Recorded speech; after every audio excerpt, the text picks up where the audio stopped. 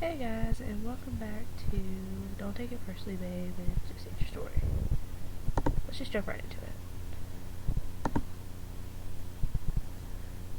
She stops, as if only now she's realized what she's been saying, as if only now she realizes how immensely vulnerable she clearly is. Promise not to repeat a word of this, Mr. Rook? Of course not. But she still has trouble coming up with the words.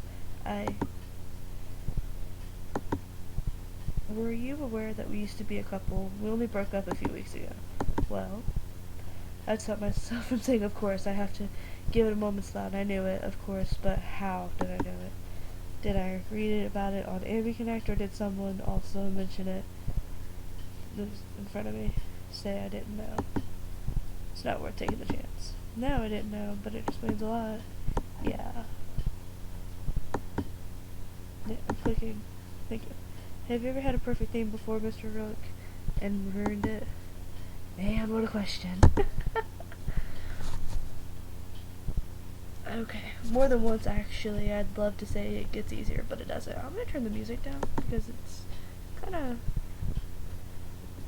hard to listen to.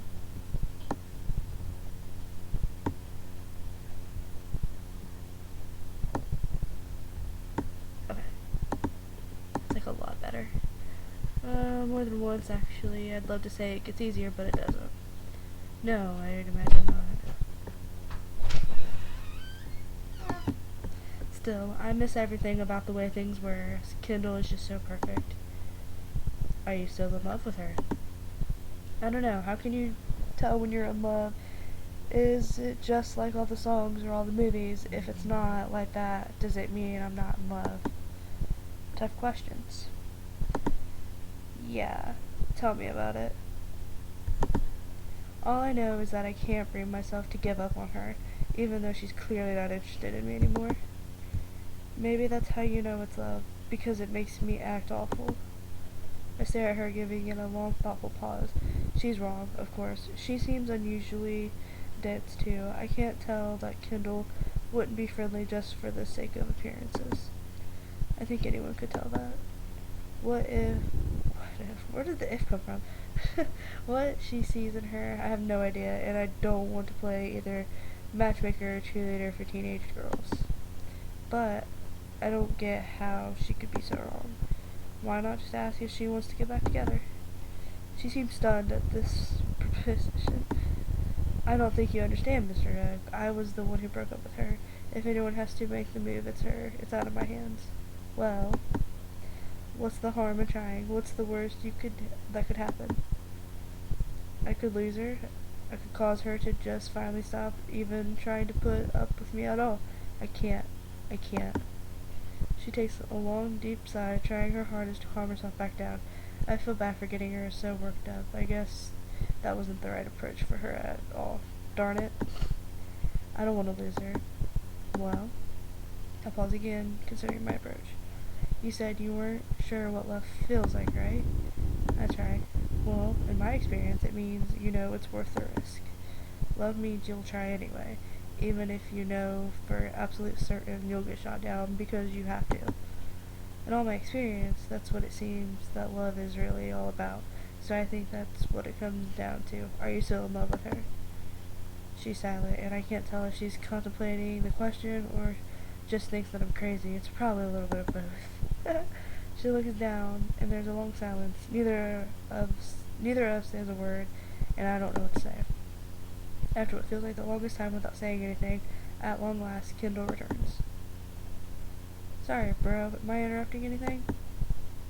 Charlotte takes a moment to calm down. No, not at all. We were just talking about the play we're going to study. All balls already? For reals? I'm afraid so. It's time to eat the class. Yeah, avo. Like, obviously.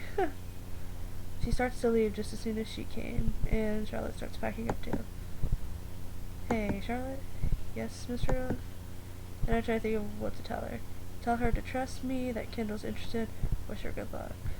I'll wish her good luck. I don't want to put hopes in her. Good luck, Charlotte. Thanks, Mr. Rose. She turns and walks off to join Kendall. I lean back staring at what's left of my lunch. Half of it's still sitting on my desk. What an intense conversation. I never thought about Charlotte that way before. She's always just been the smart, focused one. I can only wonder how things will work out, but I sure hope it's well. That evening, whatever, I still have my work cut out for me thanks to my sudden last-minute major lesson change. I'm definitely starting to regret this. I don't have nearly enough prepared. And there's a 2 up here, and I want to check it. Wait, why aren't we doing the oh yeah. Well, he's really taking it seriously, isn't he? Yeah, wow, for reals. Hey, I don't want to do anything else. Whatever. I knew I haven't prepared. I wonder what my own high school teachers would have done. I know the answer. Wasted several entire days by getting the class to read the entire play out loud. I'm determined not to do that. I'm not going to be that kind of lazy prick. Nobody learns anything that way. They just get more confused. Dang my standards. The next day.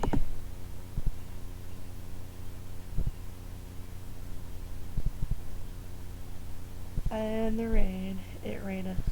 At least this time I brought my umbrella with me. I'm not going to make that mistake twice. The first to arrive is... Oh, that's surprising. Hi, Ariana. You're not usually here this early. Yeah, I guess not. Actually, I came here to talk to you. Oh, well, how can I help you? She approaches closely, and I can't help but think of her prior advances. I'm alone, Mr. Rook. Completely alone. With Isabella gone, I'm in such a bad place right now, I can't stand it. They were best friends, weren't they? This must be hitting her really badly. Can't imagine what that would be like. Last night I found myself thinking, I don't have any homework, so it'd be a great night for hanging out with Isabella, just watching TV or something. But no, I can't because she's gone. Oh, I really need somebody to be here for me. Is that so wrong, Mr. Rook? Are you saying I don't deserve it? Ariana, I'm your teacher. Let me preempt you there by saying it's important we keep a professional relationship. I don't care. I don't need another teacher. I don't need a professional relationship. I need a friend. Do you not know how that feels? You don't have to do anything like that. I just want to hug Mr. Rook and someone to tell me that things will be okay, that I'll be fine without her. Is that too much to ask for? Is that really more than I deserve? Is that really more than I deserve? She asked me. That's harsh. I don't know. Is that really more than I deserve? It's not too much. To be honest. By being too harsh with her, I guess she has been through heck a whole lot. I mean, she did just lose her best friend. Poor kid. Maybe she's right. No, it's not too much. Sorry. I give her a hug, entirely platonic, and hold her gently, hoping it's at least some small comfort. She squeezes back tightly. So tight that I can feel her chest swelling against me. I look down and she has that same sad look on her face. Thank you. Gradually I let go of her and she smiles a bit. Sorry, it's not much of a consolation. Wow, I can't read. Oh boy. Then suddenly she goes up on her toes and plants the briefest of kisses on my lips. Ew. I'm left utterly speechless. No, but thank you anyway, Mr. Rook. It's just a nice reminder that I'm not completely alone out there. Ariana? He looks so pissed. Look at his face. He looks so mad.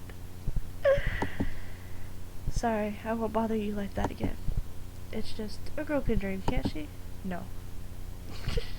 She goes to sit down, and so do I. I shouldn't have been surprised that she'd try something like that, but I feel like, well, heck, I don't even know how I feel. All I know is that I try not to make any eye contact with her. Maybe not ever, if I can help it. All I can do is sit at my desk quietly and wait for everyone to come. Good morning, Mr. Rook. Is it Rook or Rook? I'm kind of switching back and forth. Hi, Charlotte. You'll be happy to hear that this time I did actually remember my umbrella. Good work. Really isn't very